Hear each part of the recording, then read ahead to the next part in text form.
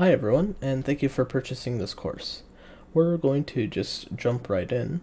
I will assume you already have the Epic Games Launcher downloaded, and if so, we just have to launch our engine. For this project, we're going to be using the blank template.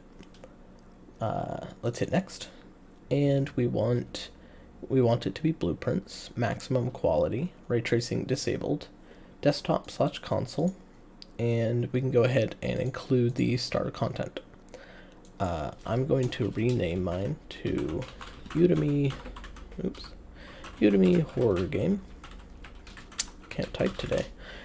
And you can select here where to save your project. I will be saving it in this folder right here, and go ahead and hit create project. Alright, so now we're all loaded in. One thing I want to do is, for me, SteamVR always opens automatically when I create a new project, and it will continue to do so every time I open it. To disable that, I'm just going to go to Settings, Plugins, and search for SteamVR, and disable it. The editor has to be restarted before the plugin takes effect, but we'll just let that happen next time we open the engine. So, what we want to do first is create a new level. We don't want to work in this default level, we want our own.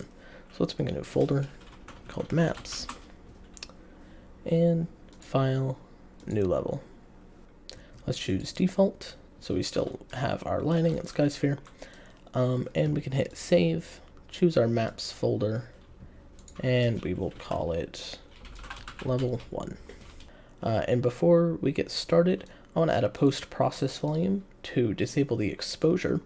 If we hit play and look at the ground, you're going to see it start to light up very bright, and it'll start to darken again as we look at the sky. I want that disabled by default. We do that with the post-process volume. So search post-process, drag in the volume, and now everything inside this box will have our post-processing. So we take our exposure, we can go down here and see the min brightness and the max brightness. It's 0.03 and 2. We can just check those and set them both to 1. So there'll be no difference when looking down and looking up. Now there is right now, and that's because we're not inside our post-process volume. So if we go inside and we look down, it doesn't brighten, nothing changes.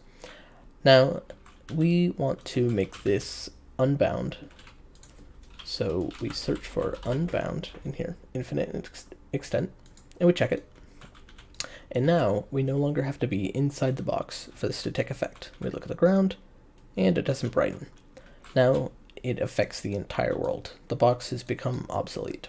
Great, so we've set up a small level for us to work in.